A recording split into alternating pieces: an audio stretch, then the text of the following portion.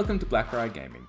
In preparation for the new edition of Horus Heresy, Warhammer Community are going legion by legion, teasing us with rule snippets from the upcoming release. Today, we'll be looking at the 15th Legion, the Thousand Suns. Just a quick note before we get into it. As we're a new channel, a subscribe and a like really helps us reach a bigger audience. So if you enjoyed the video, please hit those buttons down below. Now, Thousand Suns. I personally have a bit of a soft spot for these guys. They're a legion that is just so hard done by throughout the Heresy by both the Emperor and Horus. They are the first victims of the Heresy and deserve so much better than what they get. They are eventually forced into Horus's ranks by the War Master's scheming, Russ's belligerence, and just this apathy and misunderstanding by the Emperor. Their story is, I believe, the most tragic of all the legions. They didn't betray the Imperium betrayed them.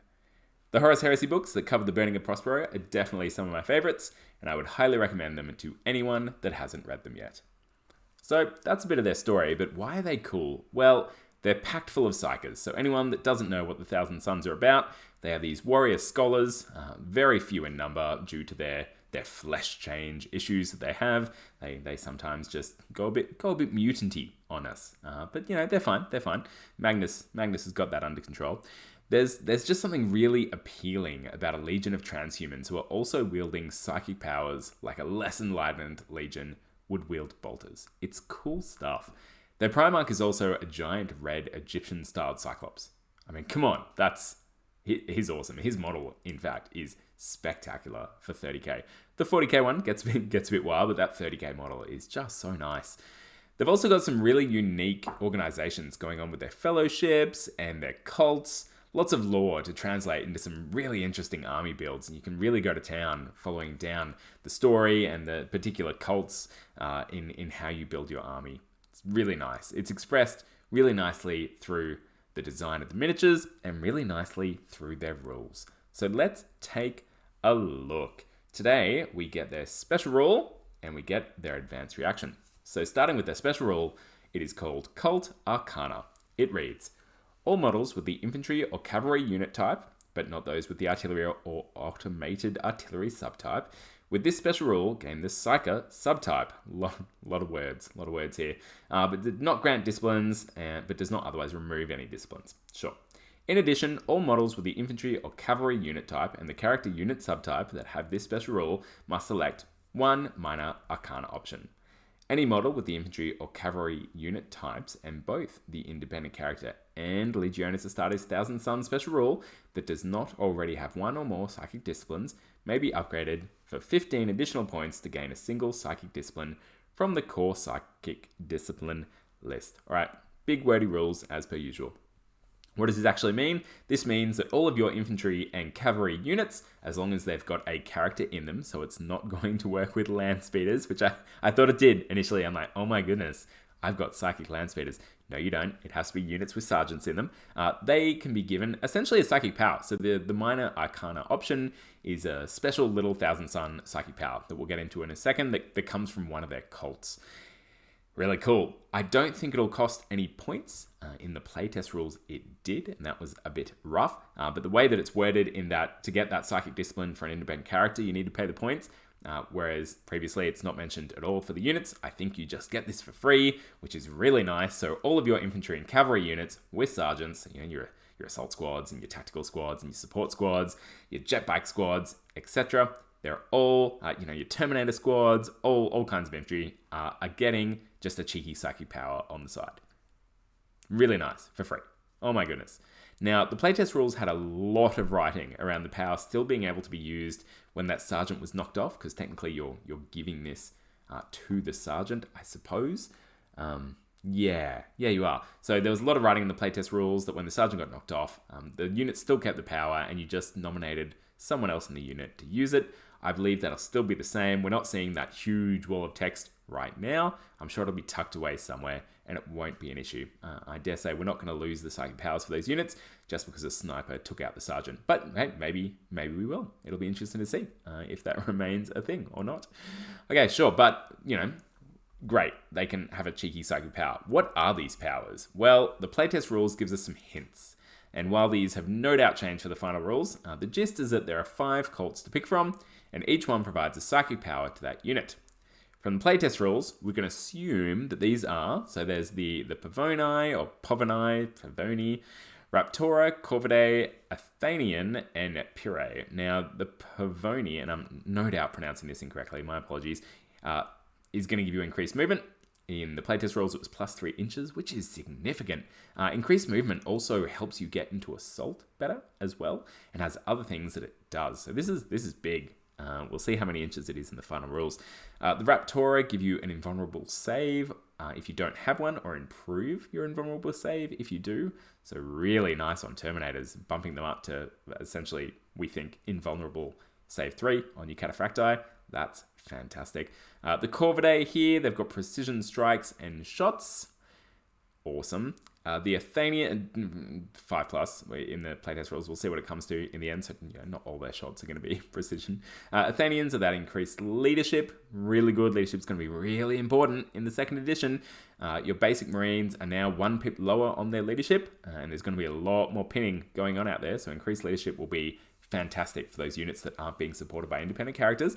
And lastly is the Pyrrhae, which is increased potency for flame and melter weapons, and increased strength in close combat. Maybe some Hammer of Wrath sticks around from the playtest rules. Sure would be nice. We'll wait and see. Wait and see what comes through. Any of these could change, so please don't quote me on it at the end, but I just wanted to give a bit of an idea of what we're probably going to see with what these psychic powers are doing. It will be interesting to see if these minor arcana powers have the option to cast without a psychic test, like we've seen. A lot of the psychic powers that we've seen so far, and I'm pretty sure we see it with the reaction, yeah, you bet we do, have a lesser ability that doesn't take a psychic test, and then a greater ability or a greater benefit, greater reward that does include a psychic test. It'll be interesting to see which way these one go, because they are a bit simplified than some of the more robust or mainstream psychic powers, because they're just these little cult powers. It might be that they do all need a psychic test, which would be challenging because you're going to fail a few, probably 1/3 or so, depending on how your independent characters are spaced out, and that's going to start really costing you in regards to your Perils of the Warp. That's gonna get pretty nasty pretty quick. So we'll wait and see what that looks like. I'd really like to see the lesser and the strong versions. I think it's a really cool mechanic, and hopefully that comes through with these cold powers as well. So let's see. Look, no risk, no reward. Personally, let's be honest, we're all going to take that psychic test almost every time, because who doesn't want the more powerful ability, right? It's a 2/3 chance. That's pretty good. The second part of the rule, which I haven't really gone into that much, is that 15 points for the psychic discipline for an independent character. Essentially, if your warlord or whatever characters you've got running around are not psykers inherently, you can make them one and just give them a psychic power from the core discipline list. I won't go into that. I don't really think we have all the information on that yet. I'm sure people out there with the rulebook sure do. It'd be nice to see, but that's going to be great. 15 points for a psychic power. Really good. Noting, though, that a lot of these psychic powers are going to be done instead of doing other things sometimes, at least out of that core psychic discipline list, unless I'm mistaken. So it may come at the cost of that character shooting a weapon. Just something to keep in mind, because the psychic phase is gone, from what I understand. So just something to keep in mind. Let's move on to the advanced reaction. It is called Fortress of the Mind. And it reads, this advanced reaction may be made once per battle during the opposing player's shooting phase, when an enemy unit declares a shooting attack targeting a unit under the reactive player's control, made up entirely of models with the Legiones Astartes special rule and the Psycho subtype. Great. Once the active player has resolved all 2 hit and 2 wound rolls, but before any armor saves are made, the reactive player must make a psychic check. If the check is passed, the reacting unit gains a 3+ invulnerable save against all wounds inflicted as part of the shooting attack that triggered the reaction.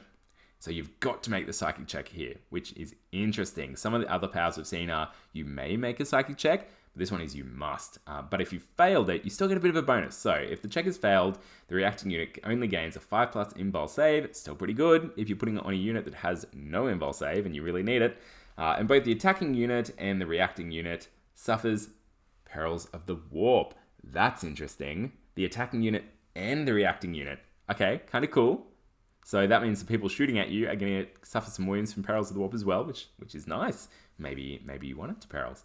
Removing any casualties immediately before resolving any unsafe wounds, etc., etc. So, Here we go. In short, do a psychic test, you pass it, you get 3+ invul against shooting, you fail it, you get 5+ invul, and both you and your opponent take some wounds from Perils of the Warp. Very good. This is great. I really like this. It's going to be very useful for certain units, that being mostly those big blobs of power armored infantry that you've got marching across the table, either short range firepower infantry or close combat infantry that you want to get in there. Really good for them because there's going to be instances where 10 to 20 missiles just come flying towards you from some rude Iron Warrior player, and this is going to absolutely save that squad. I like it because it's not reliant on the opponent putting themselves in a vulnerable position and doesn't let the opponent try and play around it, like we've seen with a lot of the advanced reactions so far. It is just once per game, you get to just have a 3+ or 5+ invul. Great. You can't be angry at that. It's going to be relevant every single game and in lots of situations.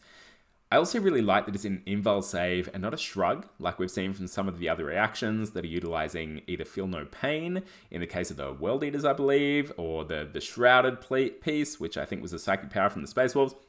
So it's not using either of those mechanics, which I'd much rather the invul save, because Feel No Pain can be doled out by cheap apothecaries, right?